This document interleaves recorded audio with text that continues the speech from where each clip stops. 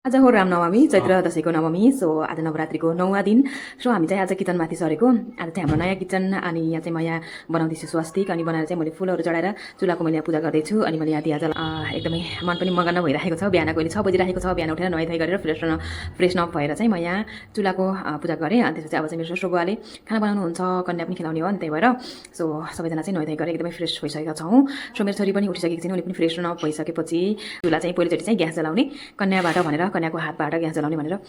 so अब चाहिँ यहाँ यहाँ जलाउँदैछु नि गाइजहरू देख्न सक्नुहुन्छ खाना बनाइसक्नु भएको छ मेरो ससुर बुवाले म चाहिँ झाडु पोछा सरसफाइ गर्दै थिएँ घर अनि यहाँ हलो बनाउनु भएको छ चनाको सब्जी बनाउनु भएको छ आलुको तरीवाला आलु बनाउनु भएको छ मतलब ग्रेभीवाला अनि खिर अनि अब लास्टमा बन्दैछ यहाँ पुरी सो मेरो ससुर बुवा सबै खानासाना बनाएर एकदम रेडी राख्नु भएको थियो सो अब चाहिँ यहाँ पूजा गर्दै हुनुहुन्छ मन्दिरमा चाहिँ फटाफट मेरो छोरीको हात भएर माता रानीले प्रसाद चढाइदिनु भयो अनि त्यसपछि यहाँ दिया सजाएर रामले पूजा पाठ गरिसक्नु भएको छ मेरो देवरले चाहिँ यहाँ नारियल निकाल्दै हुनुहुन्छ यो चाहिँ हाम्रो पुरानो किचन थियो म चाहिँ यहाँ 9 वर्ष जति बिताएँ किचनमा सो आज चाहिँ हामी सरेको एकदमै मिस गरिरहेको छु पुरानो किचनलाई सो अब चाहिँ यहाँ कन्याहरू आइसकेको थियो यहाँ चाहिँ मेरो दिदी भान्जी कन्याहरू चाहिँ हाम्रो 3 जना कन्यालाई खिलायो अनि 3 जना लङ्गुर